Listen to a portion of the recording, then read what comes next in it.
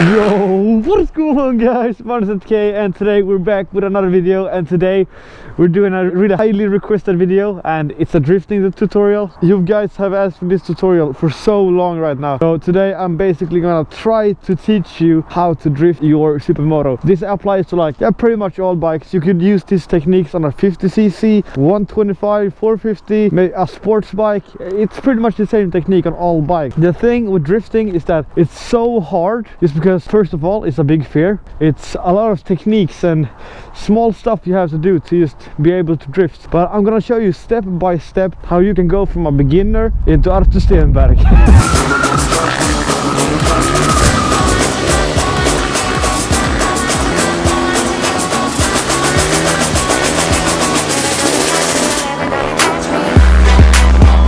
Just kidding about that part. I'm not gonna teach you how to be like Stenberg. I'm gonna at least teach you how to get on my level, and I think that's doable. Alright, so first of all, when going into drifts, most people think that it's all about giving the power, and it always looks like that, but that's not the case at all. It's not about the power, it's about the lean angle. When you're drifting, you want to be on this part of the tire. You always want to be here. Can you see my tire here? It's brand new. I've used it for 1 day and it already looks like this, because I'm only riding on this part. If you look at the tire, it's we're down here. It's all about the lean angle. As long as you're on this part of the tire, you won't have any grip at all. So I'm gonna teach you some small steps you can do to master the drifting technique as a beginner. In your experience, you can just go into drift like this, but that's not what you do in the beginning. In the beginning you want to just get used to the lean angle, okay? So maybe you can do this. You tilt your bars like this and you lean the bike down, and then you give gas. Then you jump around like this. That's what you can do in the beginning. Just jump around. And one thing that's really crucial for doing a drift is where you sit on your seat. Most people, they sit here, and when you sit here you won't be able to put your foot up. If you're here, you're both putting too much weight on the rear end, and every time you give gas you get too much big of a swing. So you want to sit here. You want to sit as far up as possible. If you look at the drift king Stenberg, he's always sitting here and his head is here. And I'm also trying to get used to that, but it's so hard. You want to lean in more than the bike does and be really far up on the bike. It sounds easier than it is. For sure. If you practice what I did there a couple times, maybe you stand with the bike leaned as far as possible and just try to spin around your foot. Maybe try practicing go forward, stop, lean the bike, and then go back. That's all you gotta practice in the beginning, really. And when you're used to that, then you can start doing more of the drifts, because you know, people, they always skid into the circle of doing a drift by locking the tire, but you don't really have to do that. That's more of a style point than it is being useful.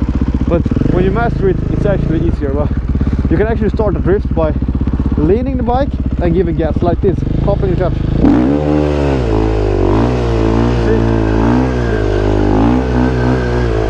You can actually start the drift by doing that, but I prefer to skid in by locking the tire.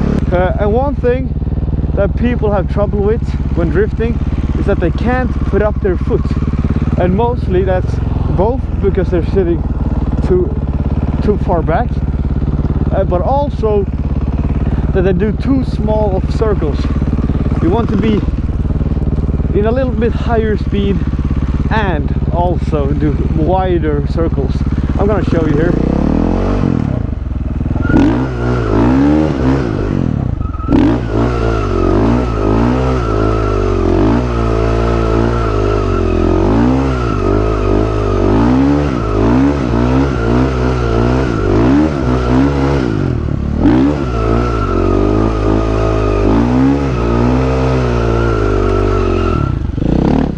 That's pretty much how what a drift looks like, and you probably know that, but you gotta skid in, lock the brake and have the right angle, guys. That's all it is. have the right angle and give a fair amount of gas. Don't be afraid.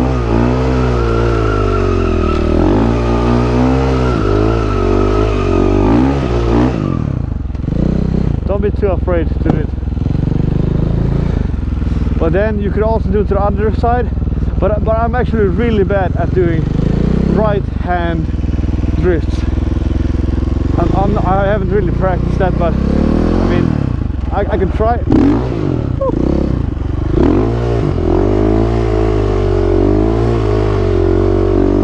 See, I can do it a little bit, but not too good. One thing you also could do in the beginning, before you even try to attempt this, is to start doing rolling burnouts with your front brake. You could start with your front brake and try to get more and more speed into rolling burnouts, and then eventually when you're better at that, you could go attempt this again. Maybe go back, watch this video a couple of times and just get reminded of the technique. There's not really that much to it. It's more of just your fear. It's mostly in your brain, and you gotta give plenty of gas to get it loose. Don't drop the throttle. When you get it loose, keep it loose. Don't drop the throttle, because then you get grip again. And as long as your angle is enough, you won't really need that much gas. I've seen people do it on like stock 50cc bike, and that's just mental. You gotta have so much lean. You gotta be so far out on the tire that you don't have any grip at all. And another technique you could try if you want to is to put like silicone or tire shine on your tire. Then it will get so slippery. But one thing I actually did when I was starting to practice was that starting in rain. It was like full of rain here. I went out to try it because it's so much easier to do it when it's wet. And yeah, that's pretty much it. I'm gonna do some more and explain some more stuff that's to it.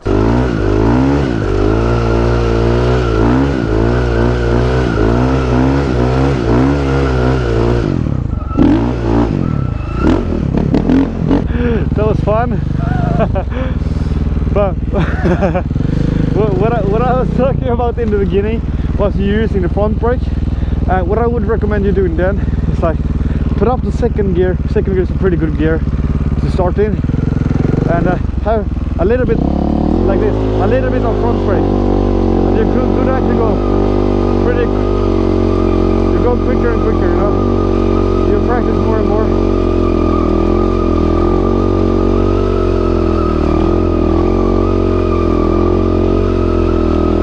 So much easier to control. So you can like drop your hand and do whatever you want, pretty much.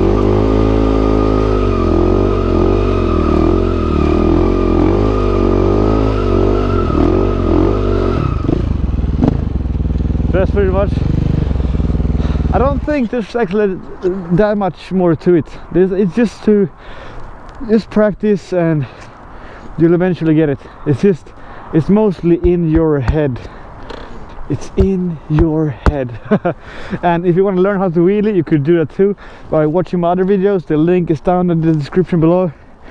And yeah, I think that's pretty much how you drift. If you get any success or have more tips, please comment down below, and I'll see you in the next video.